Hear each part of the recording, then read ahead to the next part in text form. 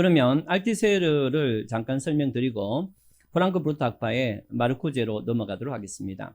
알티세르는 마르크스의 현실 인식에 약간의 문제가 있다 이렇게 봅니다. 마르크스는 생산관계에서 생산력을 굉장히 중시했고 또 상부구조는 하부구조의 단순한 반응에 불과하다 이렇게 이해를 했는데요. 그런데 알티세르는 이 생산관계와 하부구조 상부구조 사이는 수많은 인간들의 상호관계에 의해서 결합돼 나타나는 거고, 그래서 생산관계와 하부구조 상부구조 전체를 하나의 유기적인 결합체로 이해를 합니다.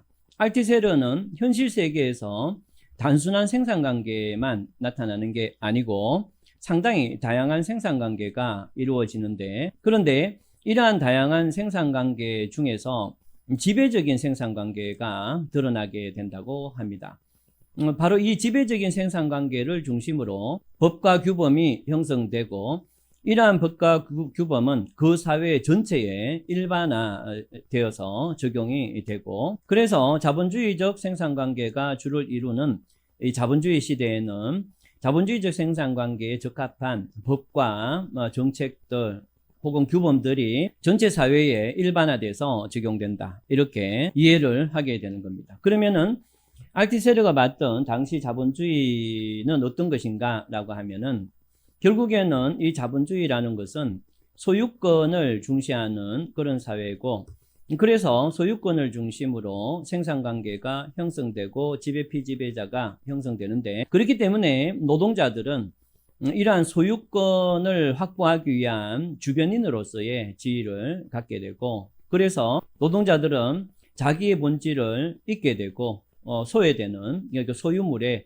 의해서 소외되는 그런 존재로 전락을 한다 이렇게 이해를 했던 거죠. 사회의 권력을 장악한 부르주아 계층은 두 국가를 구성하게 되는데, 이 국가는 국가 장치와 이데올로기 장치라는 두 가지 장치를 통해서 지배계급의 지배재생산을 유지하는 데 도움을 준다 이렇게 봅니다.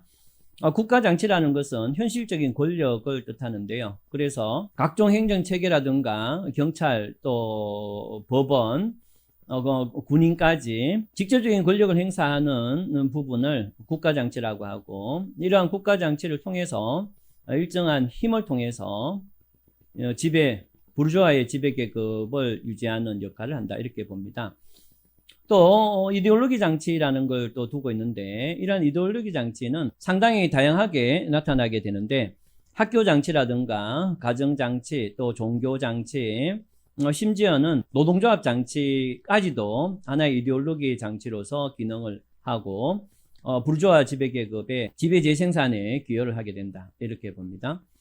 그런데 국가 장치는 공법적 영역이 대부분이고 이데올로기 장치는 사법적 영역이 대부분이어서 공법적 영역하고 사법적 영역이 분리될 수 있다라는 견해가 있을 수는 있지만, 알티세르는 이러한 공법과 사법 영역의 분리를 부정합니다. 왜 그런가 하면은 전체적으로 국가라는 것을 장악하고 있는 부르주아 계급은 전체적으로 국가를 통해서 변화를 추구하기 때문에, 그렇기 때문에 공법적 영역과 사법적 영역은 결국에는 국가 권력을 가진 권력자들에 의해서 얼마든지 조정이 가능할 뿐이기 때문에 결국에는 사법적 영역까지도 공법적 영역에 포괄하게 된다 이렇게 이해를 하는 거죠. 그런데 일단은 이데올로기 영역은 사법적 영역이라서 상당히 다양한 형태를 취하지만 국가 장치와 이데올로기 장치 전체를 이렇게 통일성 있게 조절하는 부르주아 지배계급에 의해서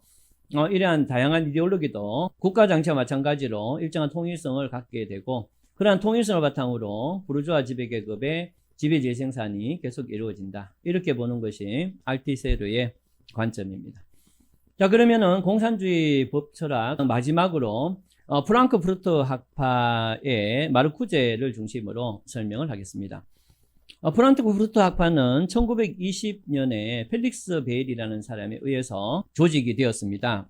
칼 그룬트버그라는 사람이 소장직을 맡아서 운영을 했는데요. 이때 초기에 프랑크푸르트 학파에 있었던 사람들이 모스크바의 마르크스 엥겔스 연구소와 연결을 시켜서 사회주의, 공산주의 이론을 전개합니다. 이러한 상황에서 청년 해결학파의 구성원들이 여기에 들어오게 되는데요.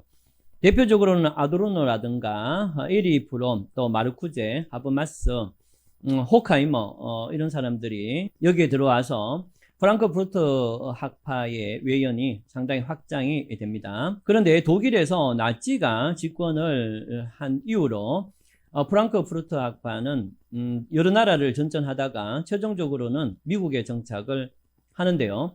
그런데 1946년, 그러니까 2차 대전이 끝난 이후에 프랑크푸르트 학파는 다시 독일로 돌아와서 활동을 하게 된다입니다. 그런데 이 프랑크푸르트 학파 중에서 미국에 있을 때 프로이드 이론에 심취해서 프로이드의 정신분석학을 사회현상에 적용시키려고 했던 사람들이 등장하게 되는데요. 그 대표적인 사람이 오늘 설명드릴 마르쿠제하고 에리 프롬이 되겠습니다. 그러면 지금부터 마르쿠제를 설명드리는데, 프로이드의 이론을 사회현상에 적용시키려고 했던 사람이기 때문에 프로이드 이론을 아주 간단하게 설명드리고 마르쿠제를 설명드리는데요.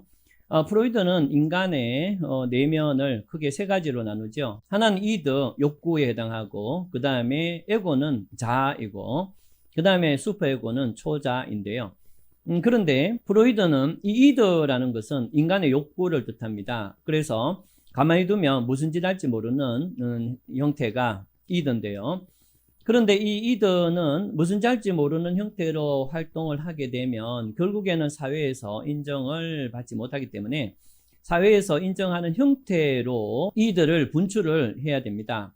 이래서 형성되는 게 초자라는 겁니다. 그러니까 이드의 어떤 욕구가 실현되려면 그 사회에서 용인되는 방식으로 이루어져야 되는데, 그 용인되는 방식으로 이루기 위해서 이드는 자신의 욕구를 다른 형태로 변형을 시킵니다. 이 다른 형태로 변형시켜서 그래서 그 욕구를 충족시키는 과정에서 원래의 욕구는 점차 무의식화되고, 그 무의식화돼서 존재하는 것이 초자, 슈퍼에고가 된 겁니다.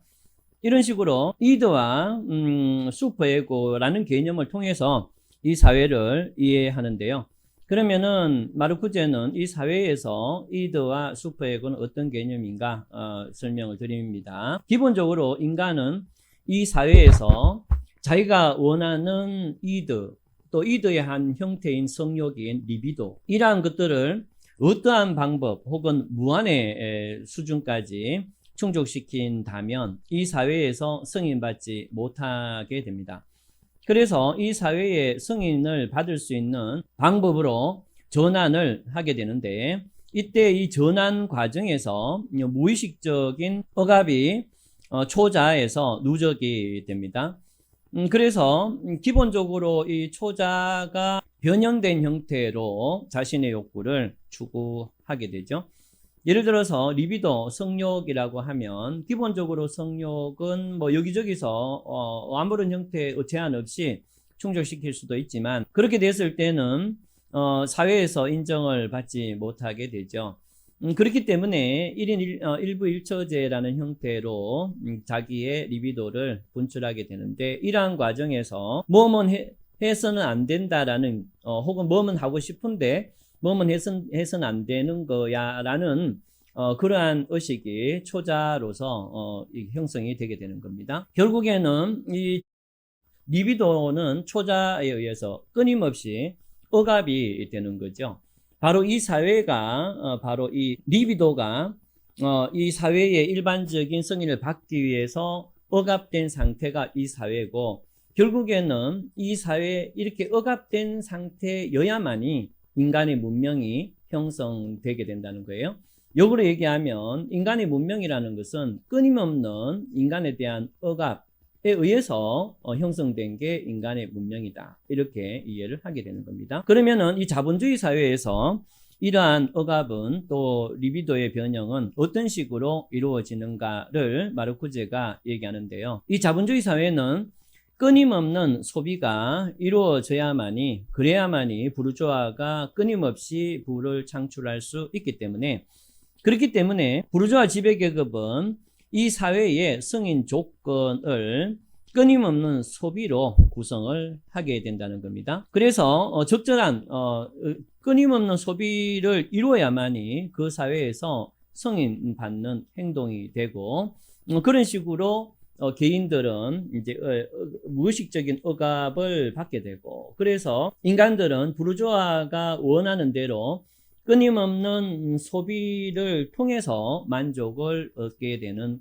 그런 행동 패턴을 보이게 된다는 겁니다. 그래서 인간은 자신의 고유한 본질을 잃어버리고 물건을 소비함으로써 만족을 얻는 1차원적인 인간으로 전락을 하게 되고 그렇기 때문에 이 부르주아가 생산한 물건을 1차원적으로 소비함으로써 만족을 얻을 뿐이지 진정한 자신의 삶과 자아는 상실을 하게 돼서 결국에는 인간은 부르주아가 만든 억압 속에서 자신을 소외시키는 존재로 전락을 하게 된다. 이것이 마르쿠제의 사상입니다. 그런데요, 이 마르쿠제는 자본주의뿐만이 아니고 그 당시에 소련에 대해서도 분석을 합니다.